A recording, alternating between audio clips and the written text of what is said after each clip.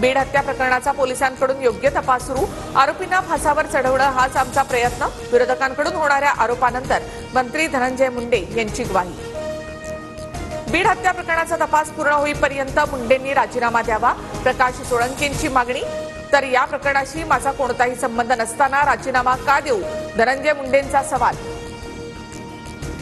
अजितदादांचं मौन पाहता धनंजय मुंडेंची विकेट काढून भुजबळांचा टीममध्ये समावेश केला जाऊ शकतो, वडेट्टीवारांचा मोठा दावा.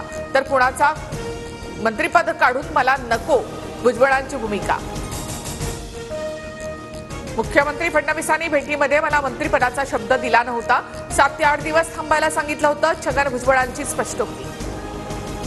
महायुतीमधील वाद टाळण्यासाठी भुजबळांना तुर्तास भाजपमध्ये घेतलं जाणार नाही, सूत्रांची माहिती. महायुतीमध्ये भुजबळांचा सन्मान राखण्याचं भाजपच्या बड्या नेत्याचं मत. मी भाजप किंवा शिंदे गटाच्या वाटेवर, या केवळ अफवा, राजन साळवींचं स्पष्टीकरण. शिवसेना उद्धव बाळासाहेब ठाकरे पक्षाला सोडण्याचे दावे साळवींनी फेटाळले. मुंबई पुण्यामध्ये ठाकरे गटाला धक्का, पुण्यातील 5 माजी नगरसेवक भाजपमध्ये जाण्याची शक्यता.